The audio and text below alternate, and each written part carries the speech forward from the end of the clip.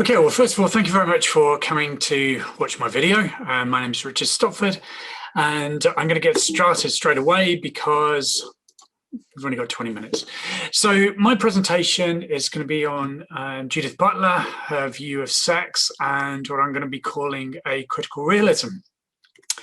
So basically what I'm going to be doing is, because of time constraints, I'm treating this as no more really than a sketch and something of a provocation about what I take to be the meta-metaphysics of Judith Butler's social ontology. So basically, what the status of her metaphysical views are and some of the assumptions about the possibility of that status. I'm going to introduce her by way of Sally Haslanger, who unsurprisingly takes her as an anti-realist about sex, and I'm going to consider a way that we might think about Judith Butler as a realist by way of John Heil, and then hopefully consider some value in doing so. Okay, so why approach it by way of Sally Haslanger? Well, I think maybe quite obvious. Sally Haslanger is probably the most famous kind of feminist philosopher, theorist at the moment, who is, in a certain sense, first and foremost, a metaphysician. I mean, it's to the point that metaphysics is something that she notes. Feminist philosophy, feminists have been wary of metaphysics, and she stands out as a feminist philosopher who foregrounds metaphysics. Also, I think it's useful to approach Judith Butler by way of Haslanger because she seems to voice something that seems obvious, that Judith Butler is an anti-realist that I'm going to contest. So Haslanger quotes these two, uses these two quotations plus general writings in Gender Trouble and elsewhere in Bodies That Matter to make some claims. I'm not going to go through that. You can pause the video and read this. But what Haslanger wants to say is a few things. There's a few main claims that I want to focus on. First of all, she says that Judith Butler is not an ontological idealist. And I agree with that. What do I mean by that? It's something quite simple, that it's not ideas, or reality isn't ideas all the way down. Judith Butler is committed to some view of materiality. Haslanger notes this and agrees. Okay, so Judith Butler's not an ontological idealist.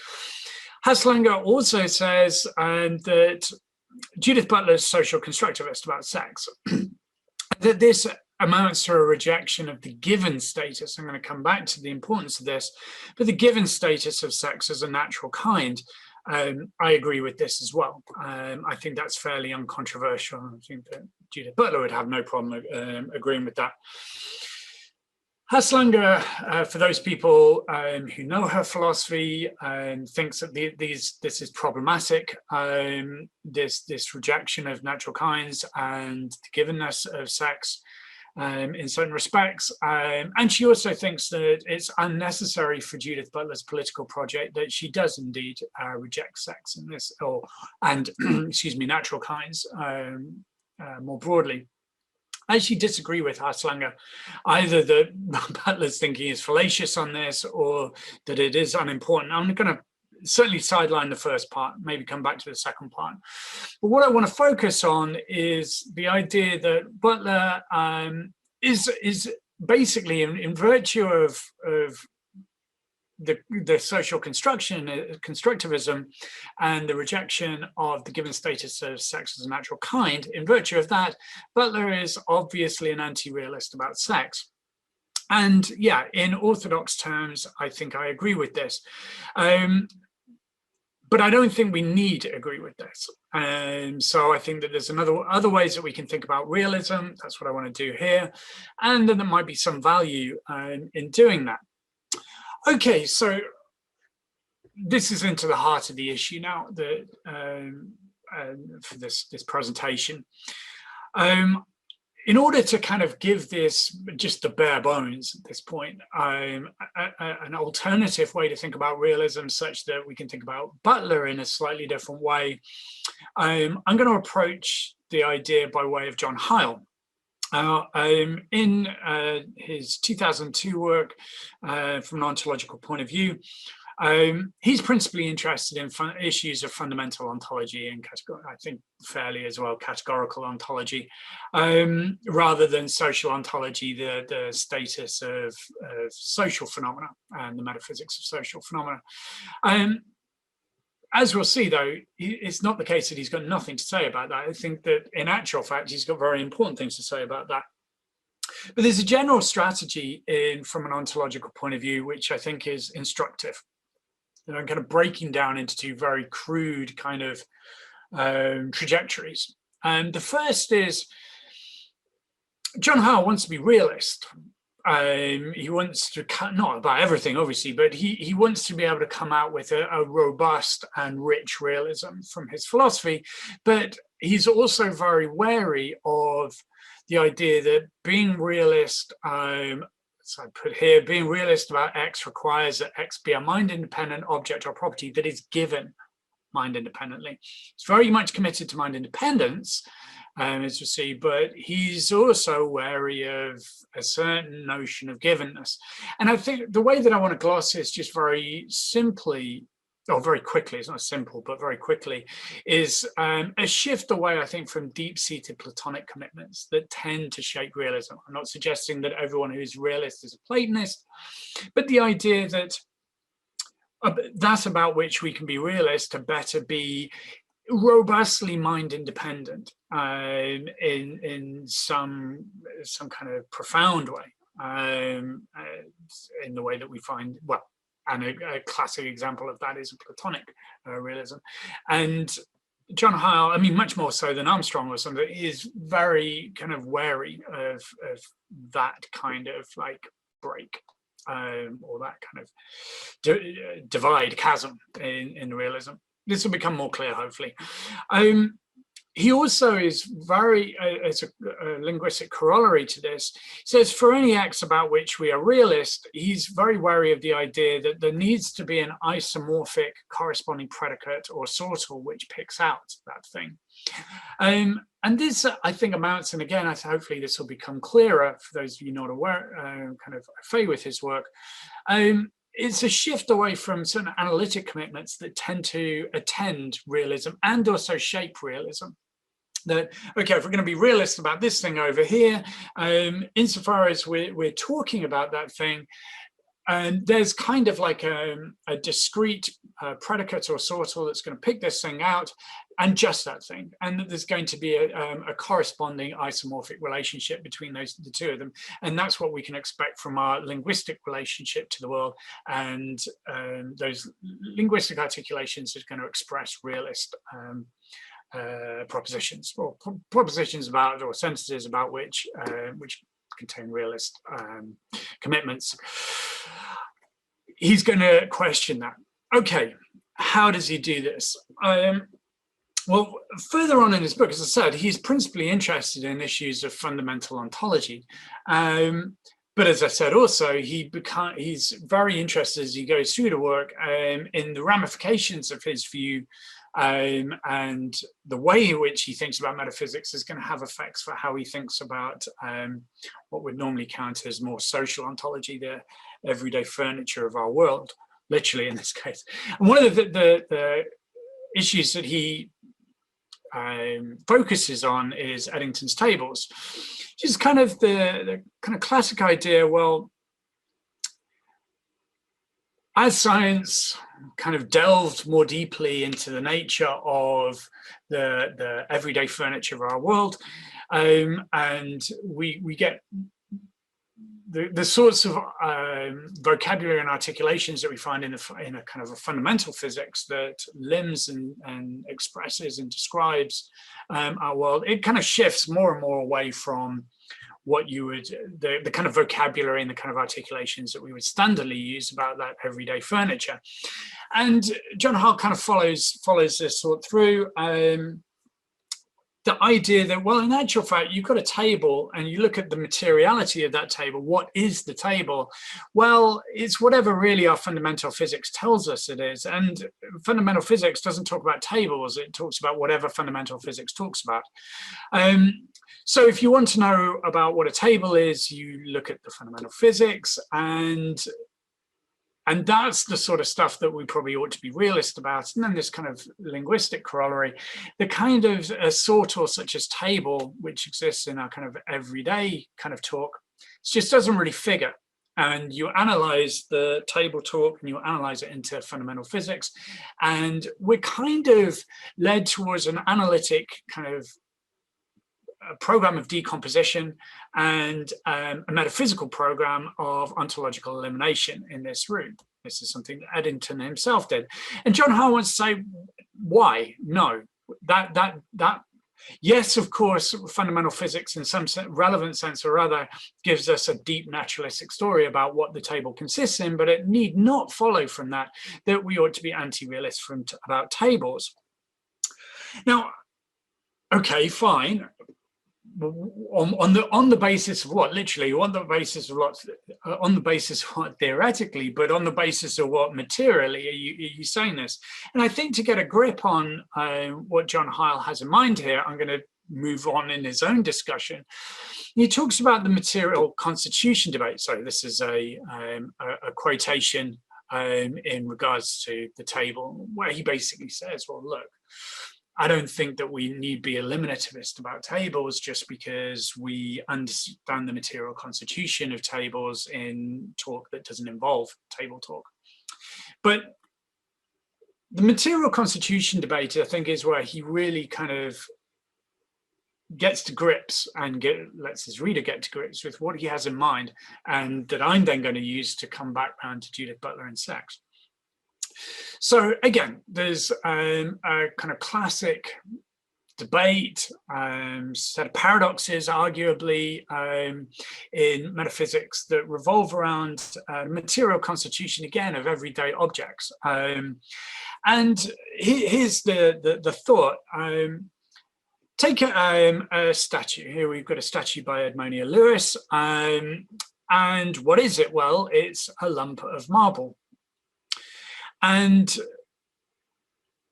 when we think about the metaphysics of what we have before us, there's something similar to what's going on with the tables, potentially. Well, what do we have? Well, we've just got a lump of marble.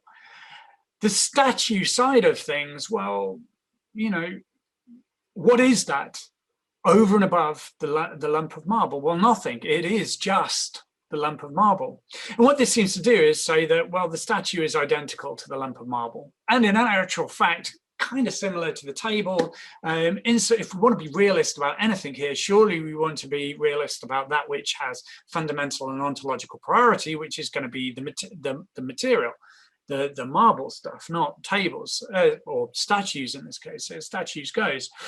The thing is, it's all well and good saying, well, these two things are identical. The problem is there, let's think of Leibniz's law. If A is identical to B, then anything that is true of A better be true of B and vice versa. And, or to put it not in truth talk, but in terms of property talk, if A is identical to B, then anything that is a property of A better be a property of B and vice versa. Well, the thing is that in the case of the statue and the lump of marble, that's actually not the case, because if you talk about the lump, well, what we could do there is, let's say that this was, this is easier to do it. Let's say this was made out of bronze. We melt the bronze down. We've still got the same lump, arguably, but we've certainly lost the statue. We've lost the shape. And thinking it in conversely, I mean, I could, of this lump of marble, I could kind of carve out the middle. We leave the outside. So we still got the death of Cleopatra, the shape. Arguably, we still got the statue, albeit we've definitely changed the lump. Now, the point is that these then have different truths about them. So they can't be identical. And then there's a whole debate around this. Certainly the way that John Heil wants to jump is, well, look, if we've got objects with different, if we've got, all it is to be an object is to bear properties. And if these two things have different properties, then we've got more than one object. We've got co-locating objects or coincident objects. Now, one of the problems with this view, I mean, maybe there's many for depending on your other commitments, metaphysical commitments. But one obvious problem for this is to say, well, it's all well and good saying that we've got two different entities based on, let's say, different modal properties, what can happen to the lump and what can happen to the statue. But what's the difference that makes a difference? Because at the end of the day, we've still only got a statue. We still only got a lump of marble. That's going to be your truth maker for this. That's all we've got to go on, and that makes true claims about lump talk, and it also seems to make true claims about the statue talk, because that's it. That's what we're referring to, and that's the only thing that's there. So, how do this idea of coincident objects, even aside from the oddness of objects, multiple objects, different objects being in the same spatio-temporal location? What's the difference makes a difference in terms of truth making? And this is the crux. John Heil then makes the move, the anti-analytic move, going back to the linguistic point, says, well, this is a problem for you if you think about truth making in entirely analytic terms. That, going back to this point, that for anything about which we may be realist, there had better be, there's a predicate or a sortal, and that picks out just one discrete thing, such as a lump of marble. And that there's an isomorphic relationship between those two things, isomorphic corresponding relationship. And in a certain sense, the marble exhausts its referential possibilities by whatever then refers directly to the marble. And that's lump talk, let's say, or at least physics talk. It's not statues talk. What John Heil does is say, then what is this commitment to analyticity here in the sense of this isomorphic correspondence? What we can do instead is, yes, okay, so these are two sentences. L is a lump. Sorry, this is supposed to be a statue. Here we're referring to the statue. Here's a proposition. This is a lump. Sorry. And what's the truth maker for this? Well, this lump here, this material thing. And then here we can see the problem. We've got this other proposition. Well, its reference still seems to be the lump. Let's say this is a statue. And if we've got this correspondence kind of relationship, we've got nothing that makes a difference in terms of truth making. We've still got the same object. So something's got to give there. Unless we say, well, no, we break apart reference from truth making. And what John Heil does is say, well, what we can have, this can be the truth maker for L talk, but we can have much more material reality. So he's still talking about material stuff, real states of affairs. But those can be kind of gathered together and be what is going to make true S talk. So now we do have a difference that makes a difference, because S talk truth makers includes the lump and includes other stuff as well. Now, I know that this is going to be controversial for a lot of people. This just breaks the very idea of, hang on a minute, there's something fishy going on here. This is not what we're talking about when we're talking about realism. Well, maybe we can argue about this in the Q&A. But certainly this is John Heil's strategy. For what it's worth, there's a lot more moving parts. I appreciate this is super quick. I think there's legs in this. And I think this is him extending the idea and basically just saying that he gives a modal kind of example here of, yes, if you take the marble and you put it in a nomenologically well-formed possible world, and you've just got the marble, if that was possible nomenologically, and you got nothing else, then yeah, maybe you've just got a lump of marble. But if you put lots more stuff in that world, then, and you've got the right kinds of stuff in the right kinds of arrangements, i.e. the right kind of socio-cultural and historical arrangements, or the sorts of arrangements that are going to make true socio-cultural and historical claims, then you've got statues. What you need to do is you need to move away from the reference and truth making are going to be structurally analogous, and that's my point. John Heil's view I think is uniquely amenable to the sort of thing that Judith Butler is trying to do. She says, if you look at go back to the quotation that Sally Haslanger talks about, she says that this is radically rethinking reference. Where you would normally look for truth makers, which would be at the point of the referent, that about which you're referring and want to be realist, both, I think she and John Heil in very different ways are saying you can't just look there. You can look just there for certain kinds of talk, but not for all kinds of talk. And what this does is it opens up the possibility that objects about which we are realist are functions of socio-cultural and historical states of affairs, real ways that reality is arranged, and which will provide truth makers for much more complex states of affairs and kinds of talk. And I think that this does capture what Judith Butler is trying to do with sex.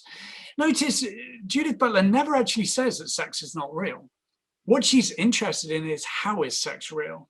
And that is a question about truth, and it's a question about real states of affairs, real socio-cultural states of affairs. Her point is not that it's not real, just that you can't read the reality of sex off the body, that about which we tend to point when we say that the sex of such and such a person is usually A or B in a binary sense. And I don't think that this is merely semantic idealism, which would probably be, or some form of it. This is, I think, what a lot of people would be inclined to think. And like, hang on a second, this is clearly resting on our semantics in some important way. Yes, it obviously is, that you're not getting the givenness in anything quite the same way. Although I think that both John Heil and Judith Butler in the different ways could say something quite interesting about undermining givenness there. But it doesn't follow. I think the point is here that you don't need, givenness is not necessary for getting realism up and off the ground. Yes, it's going to foreground pragmatic semantics quite obviously. Yes, normative states of affairs are going to be very important, but in both cases, they're still saying there's mind independence. We're not making up sex. What we're doing is we're saying that what makes real sex, makes true sex, is hugely complex, and you can't just look at bodies. You need to look at an awful lot of how the world, the social, cultural, and historical world is arranged and does. And I think that just as I've gone slightly over, but I think that this is why I do disagree with Sally Haslanger to say that Judith Butler doesn't need any of this kind of like skepticism about natural kinds. I think she does, precisely because what Judith Butler is trying to do is say, it is by no means obvious what the reality of sex is. And in actual fact, what her critical kind of inquiry is trying to do is trying to say, let's go back to understand the complexity of the reality of sex, rather than just going, oh, well, it's given to us, or that these things are given to us. I think that very quickly, that's what Judith Butler's trying to do. And I think that that's why it's important to call her a realist in a certain sense, even if it's admittedly an attenuated realism in orthodox terms. Okay, I'm going to leave it there. Thank you very much.